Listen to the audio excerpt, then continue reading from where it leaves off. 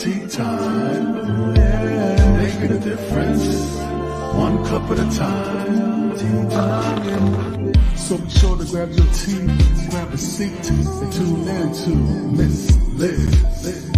Tea time, making a difference, one cup at a time. Tea time, yeah. Tea time, time.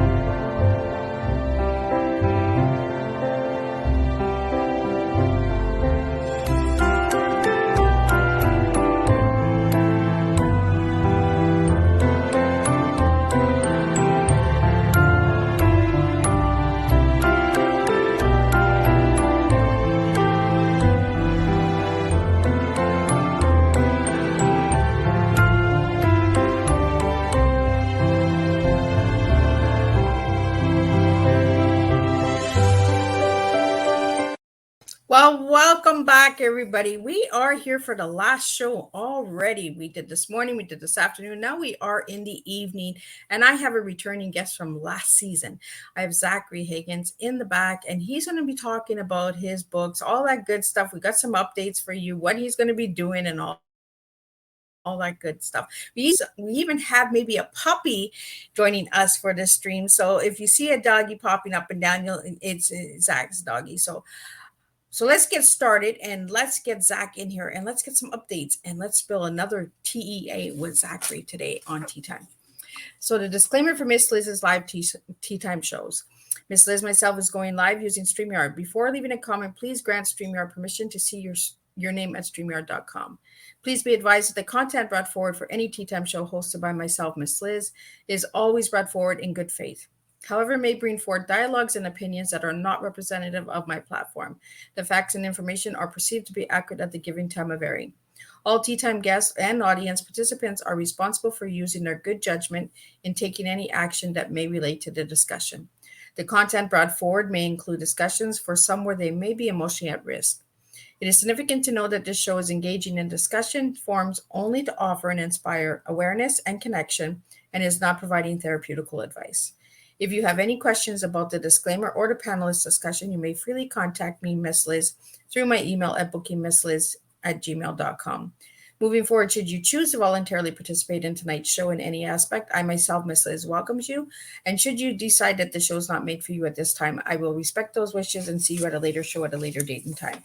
And again, all Tea Time shows this year in 2023 are done on a Thursday, unless it's a rescheduled Tea Time, then it's Monday or Tuesday. So I'm going to get Zachary in here and he's going to spill a new TEA with you because he knows the drill. He's been on the show before, so he knows how to spill tea. So Zachary Hagen is a Mississippi-based fantasy author and editor. He lives there with his wife, Claudia, and their dog, Flynn. When he isn't busy writing his next book or working with an editing client, you can often find him working around his neighborhood or hiking. From a young age, he was enthralled with the world of story. From the stories his parents read to him from his blue bedtime storybooks. If you know, you know.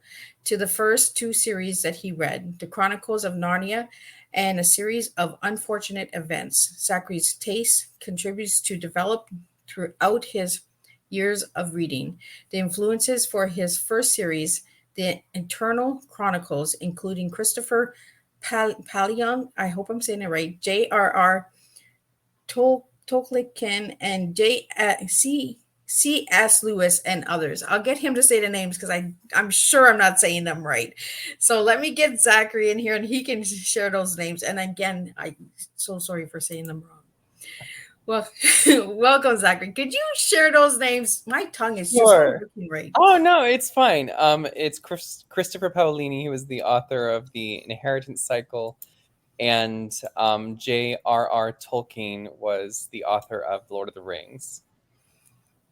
Oh, that's where it was. I was like, I know these names from somewhere. Where do I know them from?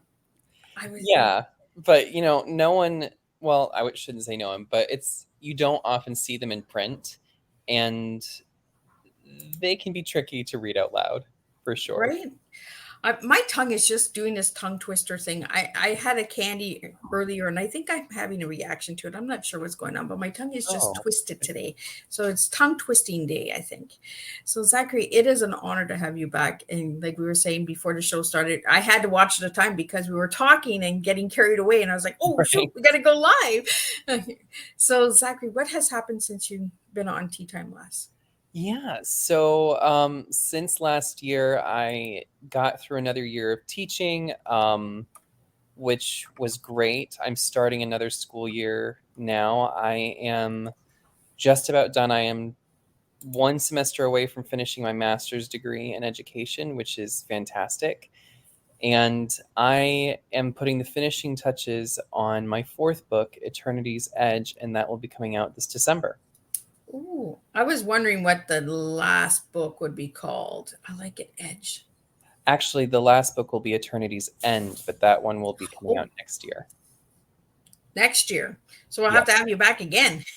Absolutely. I'm excited for that one. I get to give Elior and his friends a happy ending, which they have more than earned at this point. So give us a little reminder of the books, since we might have some new listeners tonight that didn't hear you last season on Tea Time. So give them a little bit on each of the books. Sure. So Eternity's Well is the start of the series, and I mean, it's the beginning. If the three main characters, Elior, Opal, and Nyx, all have a tragic loss that they're dealing with at the beginning of the book. Siblings, parents, best friends gone. And suddenly they have to find this magical well, which they believe has all the answers to their problems or has some way of finding solutions. In the second book, it picks up right where the first leaves off, and they found the well, but they're going in search of those answers. They're looking for the answers that came from their first journey. And in the third book, I had to remind myself what that was because I was about to give you a synopsis of the fourth book rather than the third. Sometimes, right, we forget and we're like, oops, nope, back it up a bit. Right. So the third book is all about, so Eternity's Refuge it's a lot more political. Tariq, the villain of the series, has taken over the world, and they're kind of fighting back in a sense, but still trying to pursue other goals as well. And the fourth book, the one that's coming out in December, Eternity's Edge, it's the setup for the end. And that's about as much as I think I can really say about it right now before the pre-order goes live. But if people want more of a synopsis, as soon as the pre-order goes live, should be around August 23rd is when that will officially be on Amazon Marketplace. They'll be able to see the full synopsis and what the publisher wants everyone to know about the book. So until August 23rd, you have to sit on the edge of your seat and wait and see what comes. Yes. Unfortunately, I have to follow the rules. So are you excited about number 4? I am. I'm really excited about it. It has been probably the most difficult of the books to write. I had an article come out in Books and Buzz today about how killing off characters actually can be it's horrible to read as a fan of a series, but it's difficult as an author too, when you really love a character and you mean for the audience to love them, but their death serves the story. It was hard to write Eternity's Edge, knowing that some of my favorite characters, a couple of my favorite characters, weren't there anymore. But I think that in the end, it's been a good thing for the story. And it makes me really look forward to getting to write the happy ending for my cast. Well, and I think sometimes we have to close it, right? If we keep it, then it loses its its flavor. So sometimes we have to lose things and close things in order for a new chapter to open. So by closing this and ending this series up, are you looking at doing a new series? I am. I actually have a book that I have a few chapters written in that I'm really looking forward to finishing. I may release it episodically, or I may release it as a whole book. I'm not 100% sure yet. I've wanted to explore the Kindle Vella platform, but the Eternal Chronicles wasn't the series to put on there. So I have about 7 or 8 chapters written. So it's a good start of an Aladdin retelling from the princess's perspective.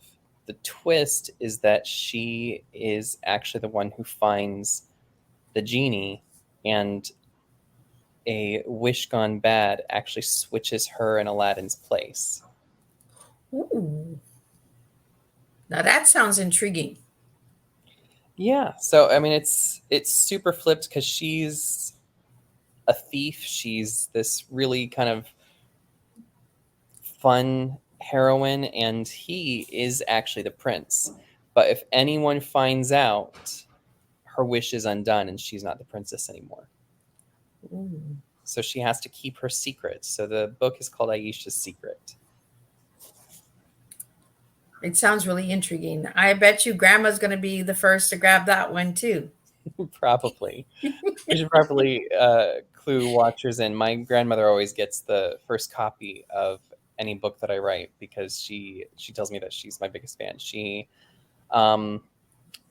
My whole family is very supportive of the work that I'm doing as a writer, and that's a real privilege because not everyone can say that. Yeah. Yeah, it's hard being a writer, and it's nice when you have that support, right? Absolutely. So, Zachary, you mentioned Kindle Villa. Do you want to tell us a little bit about that in case someone doesn't know what that is?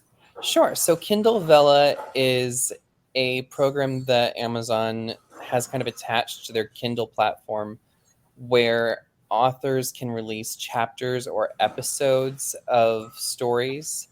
And usually that's every 1 to 2 weeks that they'll release a new episode. And so you can read things episodically. So it's almost like a thriller, right? No, there are actually like full stories on that platform that are written for that platform. So it's almost like reading a TV show almost. Oh. So a new episode comes out every week. You get to read it, watch it, and then the next chapter comes out the next week until the book or the series is done. That's really cool. I'll have to look into that. There's so many platforms for books out there, but you want to get on the right platform, especially when you're writing in a certain genre. You want your books to highlight on platforms that are based on those genres, right? Right. Yeah, so I'm exploring that one, but I have another idea that would work well for it as well. I'm looking at possibly doing sort of I have an idea for a comedy sort of thing called White Raven, where a human family moves into a paranormal neighborhood that they don't realize no one else in the neighborhood is human. And so everyone else has to hide who they are. And I think of it sort of as a Stepford Wives meets Gravity Falls meets oh goodness, I'm having a hard time thinking of a comedy show, but it so very weird but very lighthearted at the same time. So like the 70s show? Yeah, like the 70s show. So Gravity Falls. I was like trying to think of something funny. I was like, what? Yeah, that would be good. Or not quite like Friends, but maybe sort of in those lines. Ensembles. So I want to explore that. That might work better for Vela than Aisha's Secret would, but I'm excited about both those projects. I also have a couple sci-fi books that I'm looking to write. Of course, I have some faith-based ideas as well, since the Eternal Chronicles was a faith-based fantasy series. But I'm excited for what comes after Eternal Chronicles, for sure. So, Zachary, if I remember right, you got into fantasy because of bedtime stories with your parents, correct? That was partially. I think that I got into writing in general because of my parents. They've always been reading to me. There have always been a lot of books in the house. My parents had jobs that had us moving around as a kid, when I was a kid, quite a bit. And I remember just most of the packing was books and books and books. So the written word has always been a big part of my life. So you've been packing books and books and books, and now you're moving and you're packing books and books and books. So there's a pattern here. Like there's a pattern. Hopefully my next move will keep us stationary for several years. But you never know, especially in the world of education, unless you are working in certain aspects of that. Oftentimes that requires some shifting, particularly for the school system that I work for, because I don't work for the public school system. I work for a private school system, and because it's so tight knit, occasionally the students need to change a parent. Now you got the tongue twister going yes, on now. occasionally the students need to change. Occasionally the teachers need to change. I think that we only have about 22 staff members at our school, so occasionally changes are just necessary to keep life going. My superintendent put it one way, like, just occasionally your clock strikes midnight and it's time to go, because you can outgrow a certain situation, and I think it's harder to do that in a larger school than it is in a smaller environment, just because in a larger school there's so many different people and there's so many different students that you can interact with. But we are a very small private school. I think we have 70 to 80 students this year. Ooh.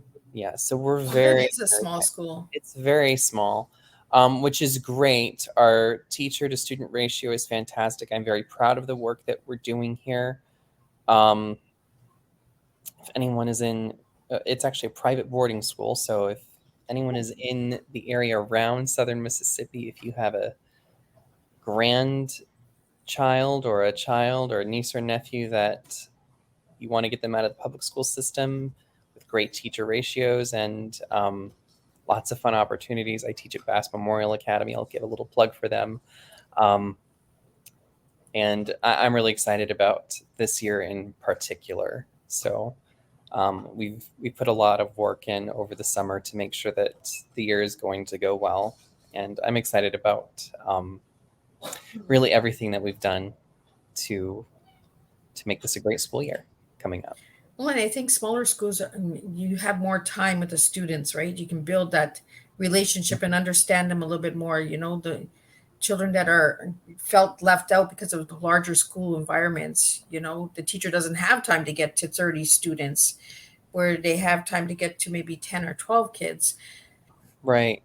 I think my largest class last year was 20, and that was weird. That was weird to have a class that big.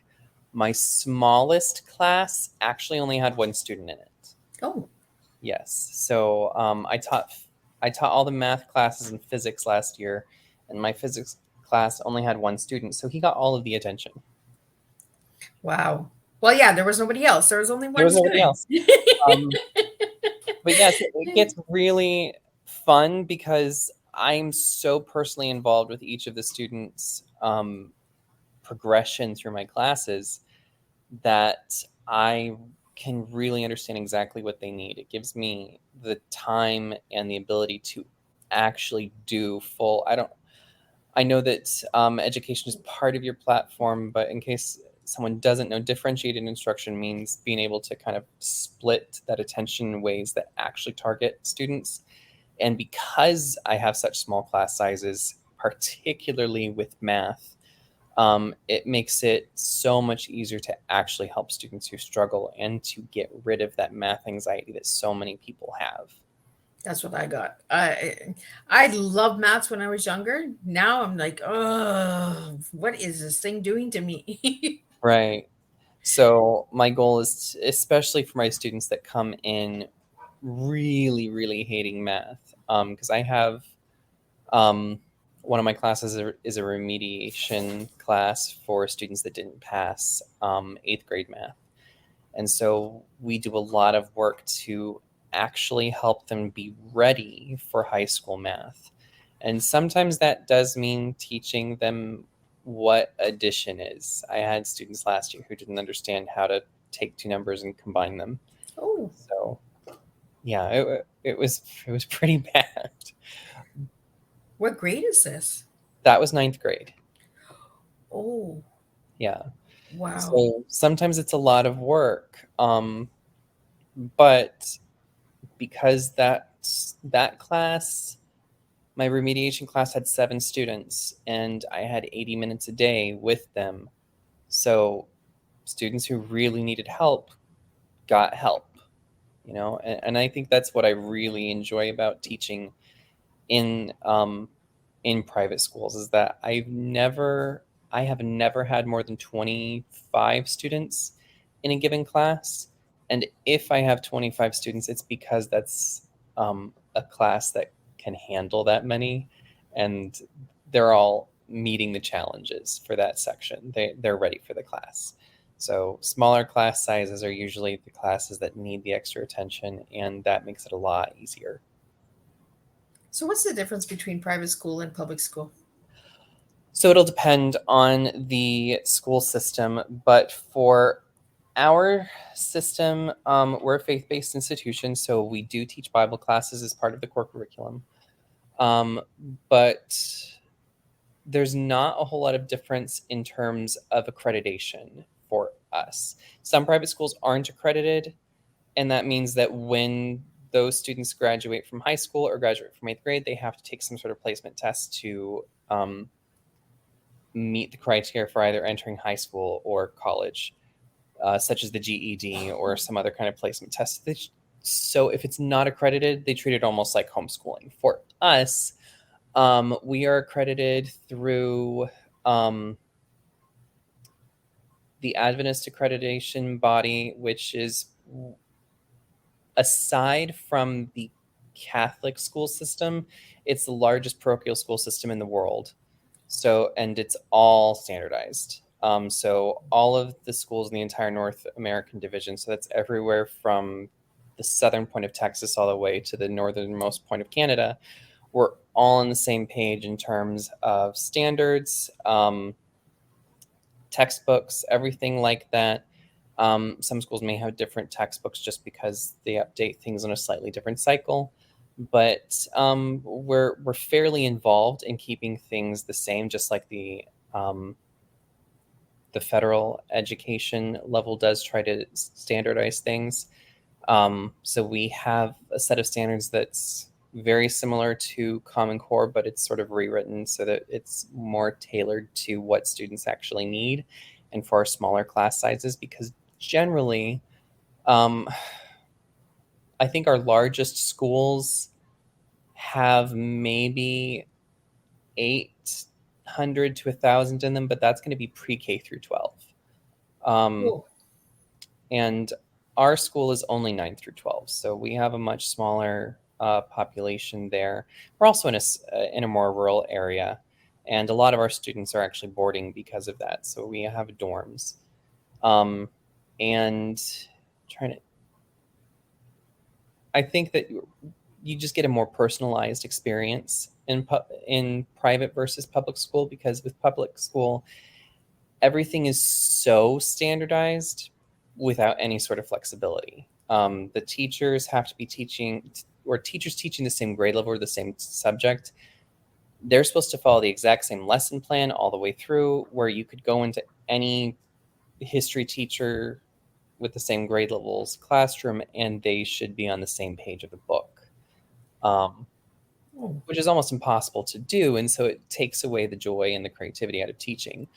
For us, so we are moving towards a fully standards-based model, and we'll be there by 2025. But with that, we have to teach the same standards, but we can do that in a lot of different ways, in a lot of creative ways, which I love. I love doing that. Obviously, I'm a very creative person, and I'm excited about the process of transition. I'm actually speaking on an aspect of standards-based learning in a national convention for our school system next week. Oh, well, congratulations on that. Yeah, I'm super And I really excited. love that you got such a small school, because I come from a small northern town. Like where I live now, it's a city. It's in the middle of Montreal and Ottawa, Mhm. in Cornwall. But I come from a northern town, and our school, I think from grade kindergarten to grade 8, there was maybe max 300 students. So it was like maybe 20 kids per classroom, and some of the classes were divided, so you had like grade 4 and 5 together, or 6 and 7 together, depending on how many students you had, right?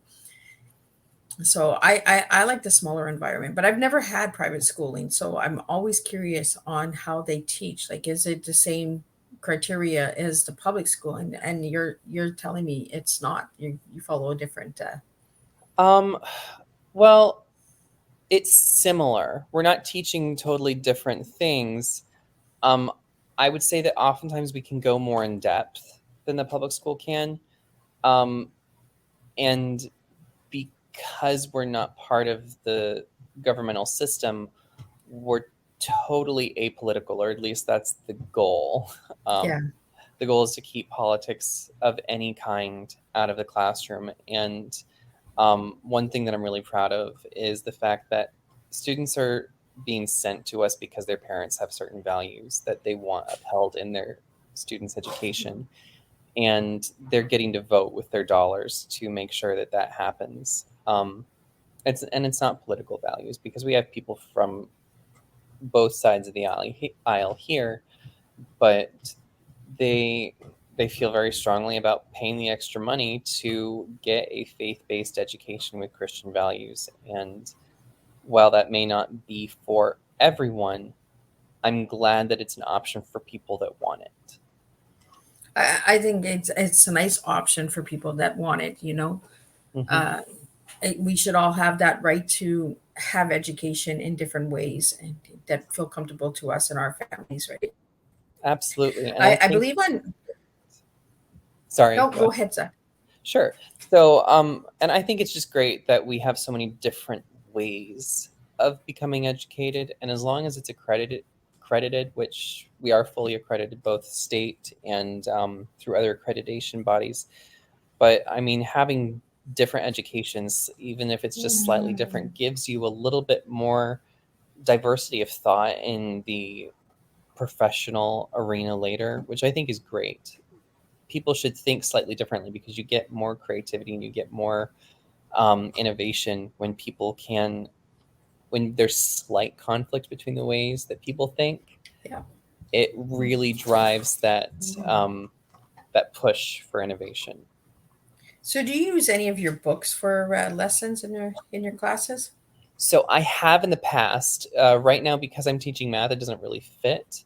But I have used my books previously. 2 years ago, I was teaching English, because I'm certified in basically everything except biology and history. But I did use Eternity's Well in my freshman English class 2 years ago. And did the students enjoy that? It taught me a lot about my target audience. I'll say that. Oh. A few of them really enjoyed it, but I think that I also realized that I was writing more for maybe slightly older teenagers or even college students. So I let the characters kind of age up a little bit in the series because of that. Like, I don't think it's a major spoiler, but in the fourth book, the main character gets married because I felt like that was relevant more to the people that would actually enjoy the book. My freshman English class, they got into it finally, but also, and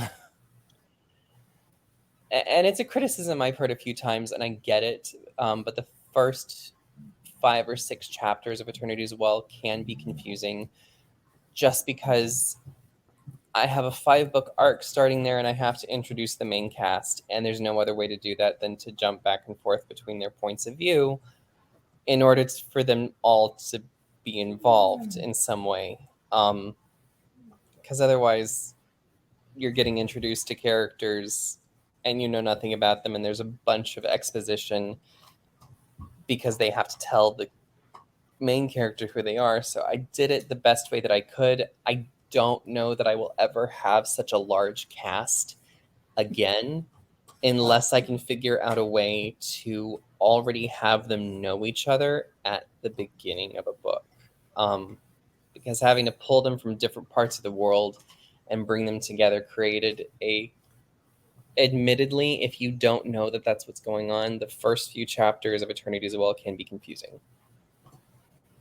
But it takes time to build, right? Like, you have to put the story out there, and until people understand the story, you have to build the characters. You have to explain who the characters are, right? You can't just pick up a book and, oh, this is who this is, when you've never read it before. Exactly. Thankfully, none of the other books have had that criticism, but I also think it's because the cast already knows each other. Elior, Opal, Nyx already know each other. They made a few new characters every book, of course, but it's nothing so drastic as having to reintroduce the cast to each other every book, which is a lot. I think that it might have been easier in a way for each of the books to have, or each of the main characters to have some sort of prequel beforehand. But that, I think that kind of thing would have required a lot of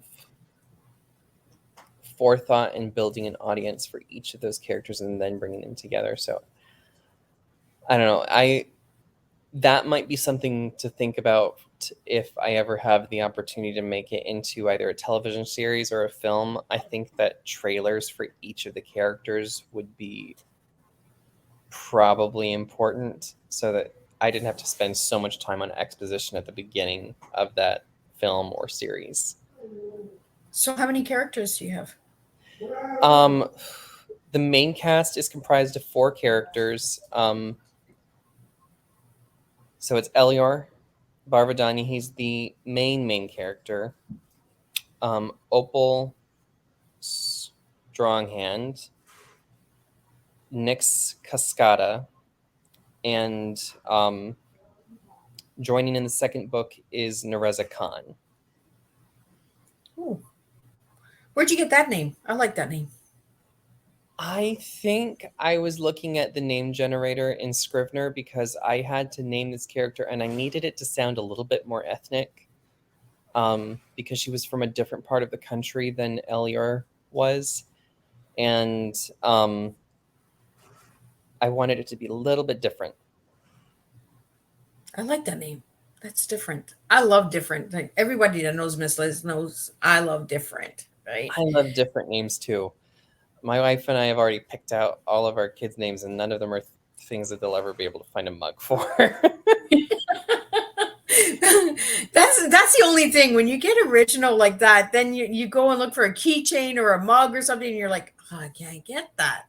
I know, but the great thing is now that 3D printing is available, they can get something custom. They just won't get the pre-printed stuff.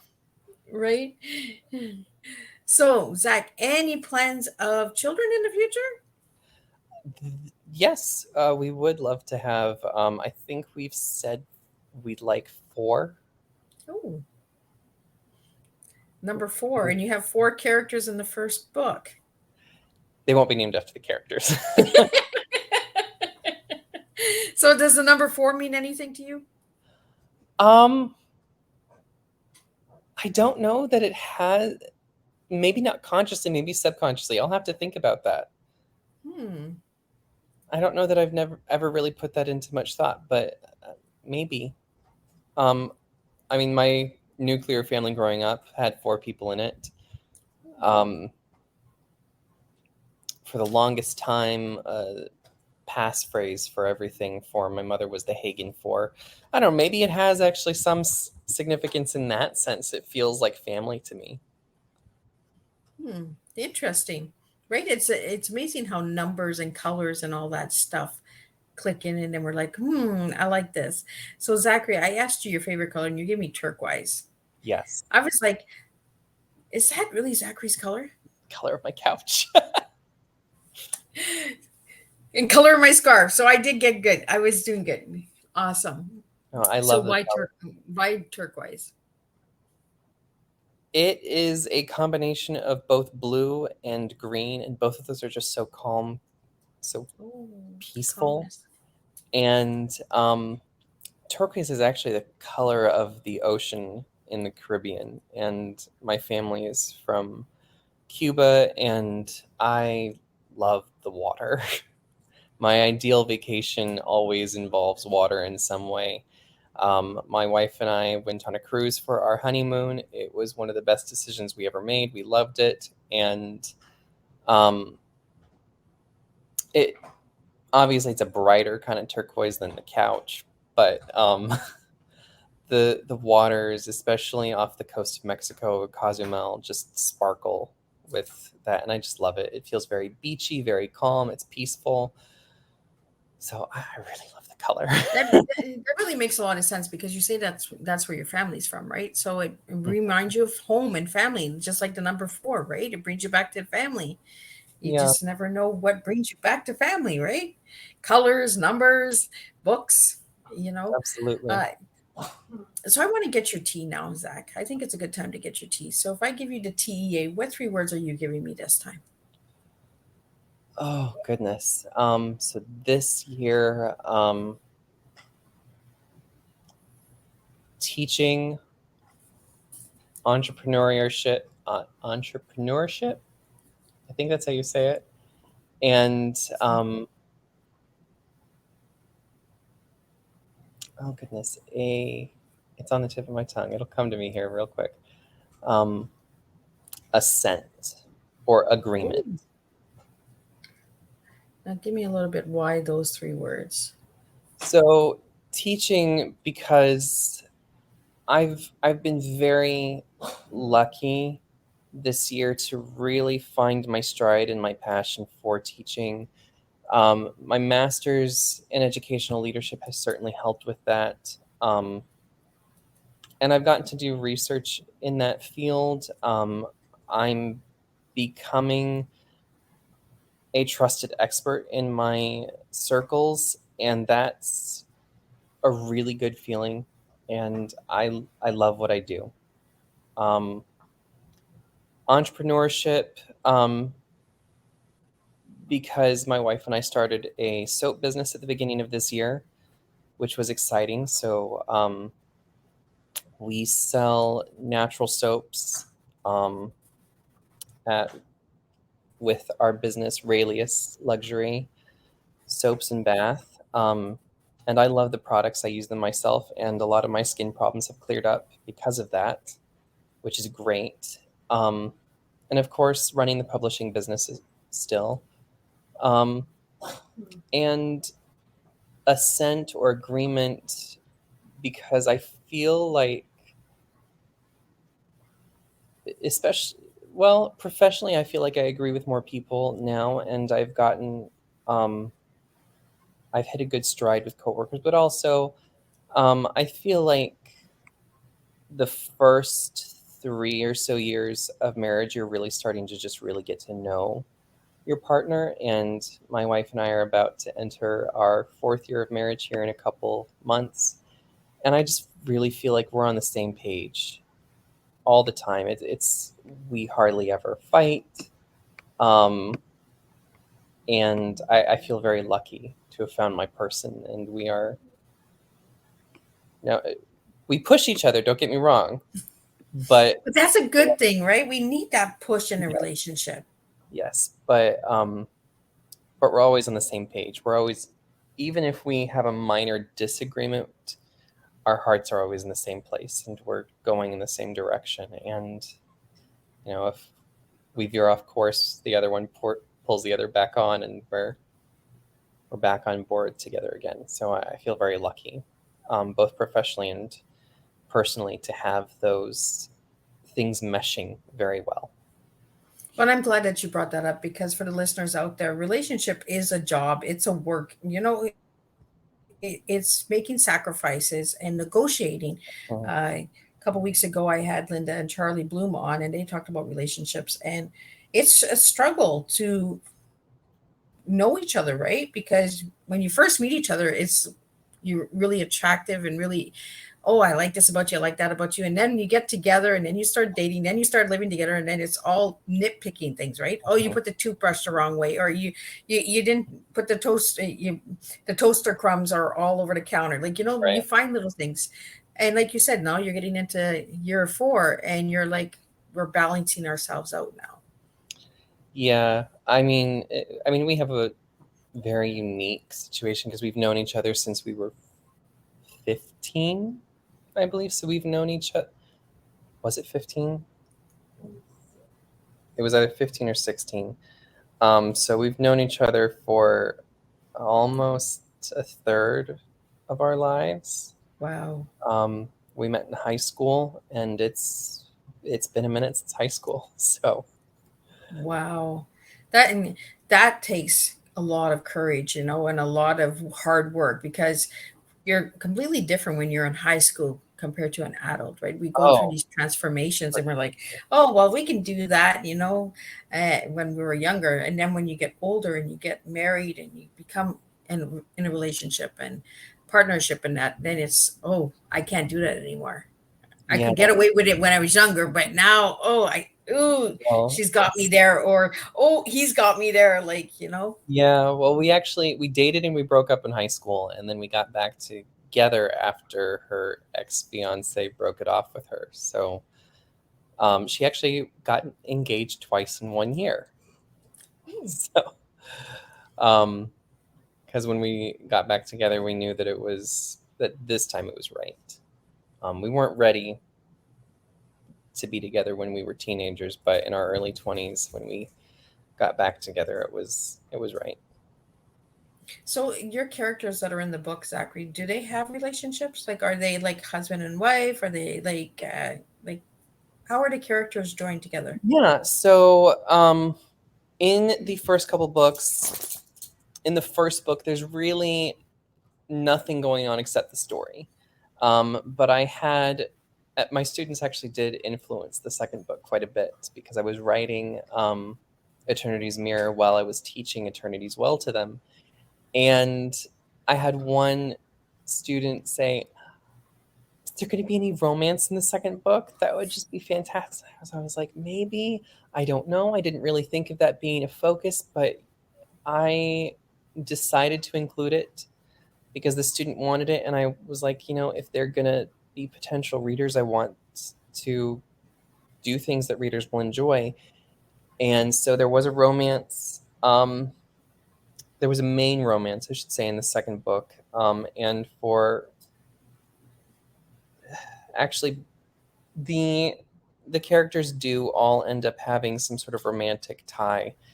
And Elior does get married at the beginning of book 4. Actually, there's a lot of book 4. I get to kind of explore the differences between a relationship that has a really solid foundation and makes sense, one that doesn't make as much sense but still kind of works, but there's conflict. That one I'm going to be testing a little bit. And I also have on the other side of things a very abusive and controlling marriage in there. So it's really fun to explore the politics of world government, as well as the dynamics of different kinds of relationships, because some people really are ready to be married. Some people kind of rush into that, and that breeds, okay, we're committed now, what do we do? And then there are people who get married for the absolute wrong reasons, and it backfires in large ways. So, and I think it's important, especially for young readers, to know that marriage isn't just one thing. I think that there is an ideal of what it should be, but a lot of that depends on where you're coming from and why you're getting married, and the person you are and the person you're getting married to. So much of it depends on all of those factors, and healthy marriages can come from someone rushing into it, but it takes more work. Yeah. And it takes a lot of more commitment, I think, a lot more emotional toughness than knowing that you're ready for a marriage with someone that you already know and love. So I get to explore some of that in book 4. And it's an interesting dynamic with the characters, because I feel like, they were in their late teens in the first book. And now they're in their early 20s, and they're different people than they were.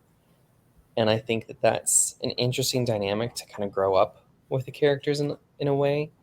Because when I first wrote the books, or first wrote Eternity as well, when I started it, I was 20, 21, I would say. Oh. And so I wasn't far off from where Elior was, because I left it alone for a little bit and finished it during my first year teaching.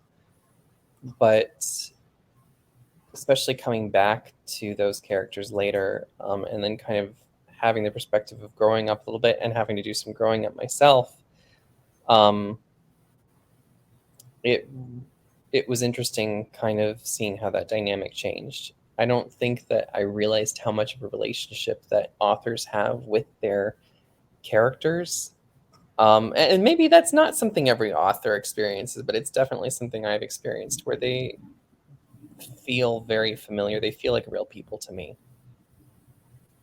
Well, you have to have some form of relationship, right, with your characters, because you want the readers to know that you're the one that created them. So you have to have some form of relationship with them, right? Right. I heard one author describe it once, and I wish I could remember who it was, or I would give them credit for the quote of the idea. But he said something about how each character is like a piece of the author's soul that they break off. And I thought that was just so poetic. And it's something that an author, of course, would write, because it's a lovely poetic device to use, and it feels very true. I see so much of different parts of myself in the characters. It's almost like putting a magnifying glass on my personality. With especially with Elior, Nyx, and Opal. A little bit less with Nereza, because I designed her probably more in reference to my wife, probably. So see, there is some relationship. So you've used a little bit of you. So maybe it's a part of you that wants to come out, Zachary, and you're putting it into these stories. And then you're like, oh, I'm going to slide my wife in there too. You just never know the storyline or why people write books, right? And why fantasy of all genres? It was my favorite thing to read growing up. The Chronicles of Narnia, The Inheritance Cycle, and a few other books just really resonated with me. I think the other thing that I really do want to explore is dystopian sci-fi, because The Hunger Games was a major thing that I was very into as a kid. Or I guess a teenager was when I was into it. But I think just fantasy, anything can happen, because you have the really traditional fantasy with Lord of the Rings, but then you have Harry Potter on the other side of it, and you have urban fantasy, and then you have my books that combine elements from a lot of different subgenres of fantasy because it's a modern world, but it has some medieval flair, and it's Christian fantasy, so it has a lot of symbolism in it, and so it's a layers and layers and layers of different things, which I think is a lot of fun. It almost sounds like the onion, peeling the onion back, right? Yes. I was on a different podcast earlier this week, and I was telling him, I think that people will be able to get things out of Eternal Chronicles for a long time because there's so many Easter eggs and things that you can find in there depending on your own perspective, because there's a lot of different references.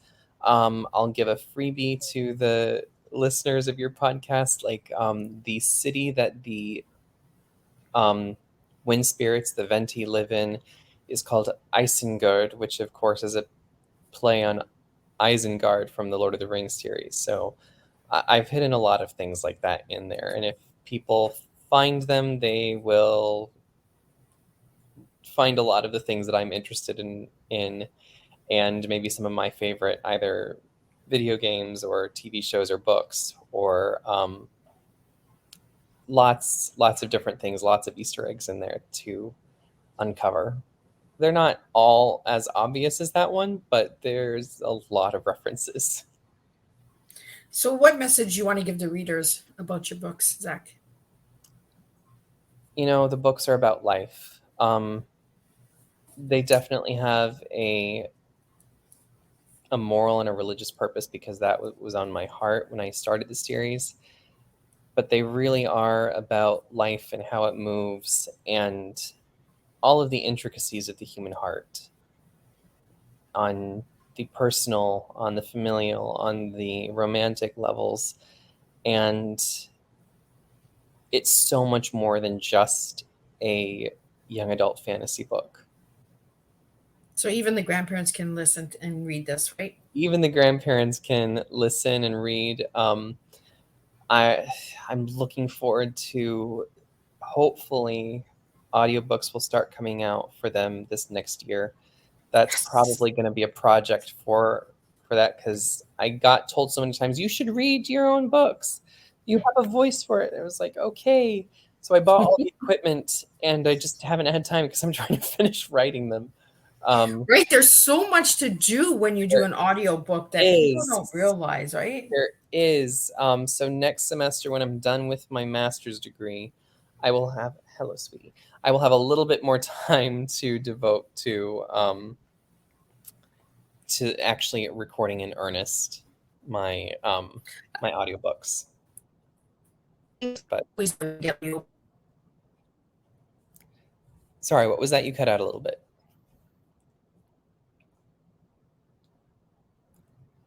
No, sweetie, sit down. Sit. And we're starting to have some worms that are glitching and pulling me in.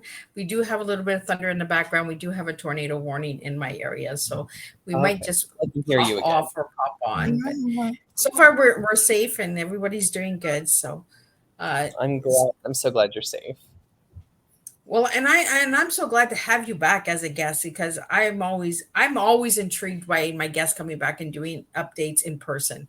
I can do updates with a write up and a picture, but having you face to face again and seeing the transformation in 1 year, like I believe you had boxes behind you the last time I had you on, because I think you had just moved. I did. I had just moved. There were boxes, I think, in the background.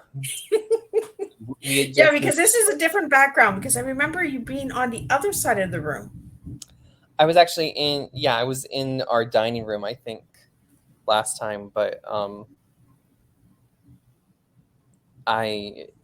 stuff is going on in there in different projects, so I moved out to the living room, which is a lot more comfortable, and it's cleaner right now. So any final words you have for the listeners today, Zach? Christmas is coming, and so is the fourth book. So if you're if you or your grandchildren or your kids love to binge read all 4 books, and then they'll get to read the 5th book here, hopefully next summer. So is that when you release all your books in the summertime?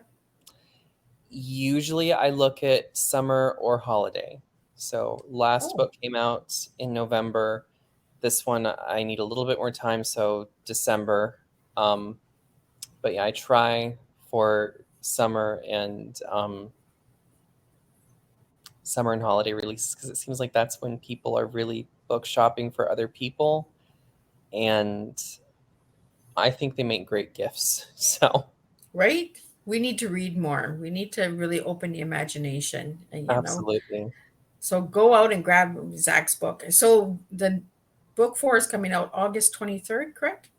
August 23rd is when the pre-order will go live. Okay. It will probably officially release on December 20th, but that's tentative until the publisher officially makes a decision, because I would love to make that decision myself, but because I own the publishing house, but I have other people that are involved in making those decisions as well.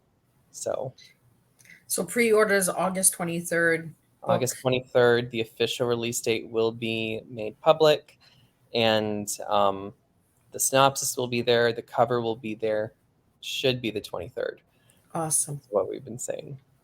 It's going to be really cool. I always look forward to the new books as well. Last year, that's what I did, is I used all of my tea time guests for Christmas gifts. So anybody that had books or clothes or chocolates or any of that good stuff, that's where Miss Liz did her Christmas shopping. So I'll be able to buy your book for Christmas for my teen grandchildren. Yeah, I am that old. I'm 1 year away from the big 50. So yeah, I do have a couple teenage grandkids out there. So I'll have to grab that for sure, Zachary. Sounds And good. it was a pleasure having you back again. And like I said, when you get book 5 out, you're more than welcome to come back again for another shot and give us a little bit more information. And maybe you'll be in a different location again. You just never know, right? I might be, actually, if we're looking at that, I might be in the middle of moving. So, But moving and releasing a book is awesome, right? Because it takes the stress off of moving. You just have the extra stress of book. Yes. Thankfully, by the time we move, the final book will be done, and it'll just be that marketing segment. Because there's so much to do with books. There is. Well, again, thank you so much, Zachary, for joining me. And I want to give a special shout out to Mickey Mickelson from Creative Edge for having all of his incredible clients join me and have some tea and get that TEA out there, because we're all teaching educational awareness in our own different ways. I will see everybody same time, same place, with 3 different stories, maybe 3 different countries. We just don't know where Miss Liz is going.